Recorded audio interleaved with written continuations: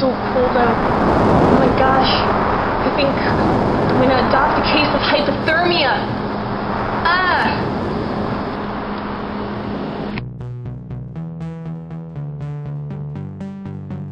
Prude. A person who is excessively proper or modest in speech, contact, dress, etc. So where in the definition of prude did it mention the fact that I'm the only person sleeping in my bed? I didn't quite catch it. Yeah, I'm a prude. So what? I like being formal and I like being a little bit proper and polite. You don't just see me going around saying shit all day. I mean, that would just be fucking up fantastic. I mean, frankly, I love being a prude. I love being formal. I love being that one in very few teenagers who parents actually like. I like not doing drugs and I like not drinking. And if that makes me a prude, so be it. But nowhere in the definition of prude does it mention anything about what I do sexually, or in my case, what I don't do. So when people call me a prude because I'm not interested in sex, well, they're just wrong. Look it up in the dictionary. It doesn't say anything about that. Tisk, tisk, tisk. Frigid. Very cold in temperature, without warmth of feeling, stiff, or formal. Look, I know it's cold in here, but the fact of the matter is that the definition specified that frigid did mean cold, which is why it's so cold in here. But the reason why I'm frigid is not because I'm asexual. It's because I'm socially awkward and maybe a little bit insecure about myself, and I get really weird when people look me in the eyes or touch me. And I mean, that has nothing to do with the fact that I'm asexual. I can't help it if I don't experience sexual attraction, and I can't help it if I'm awkward, making me frigid either.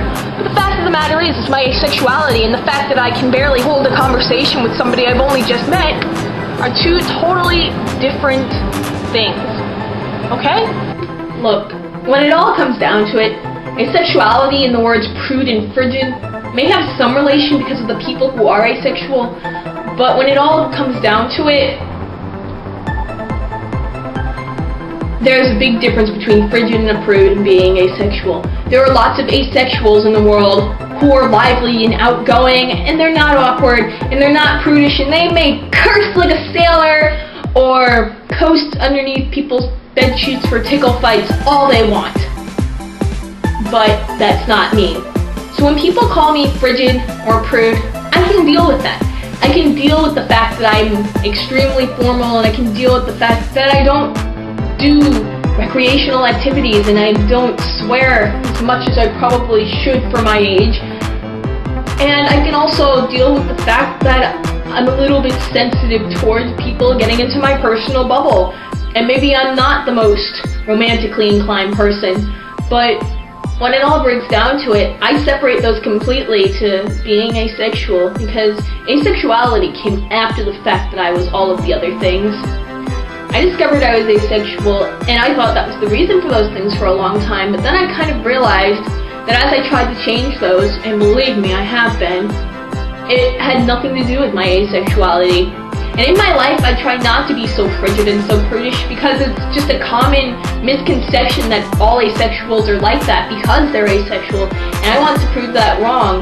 So when I seem a bit zany and out there and awkward and frigid, but trying not to be frigid, know that that's the reason why. Because I'm just really done with this stereotype that asexuals are boring, frigid, formal people, because let's face it, not all of us are. And I don't want my personality glitch or incline to be the reason why people assume this about asexuals. So really, step back and look at it this way. There are frigid people, there are prude people, there are asexuals, but overall they are three completely different sets of people that sometimes intertwine, but they don't necessarily have to. That's all.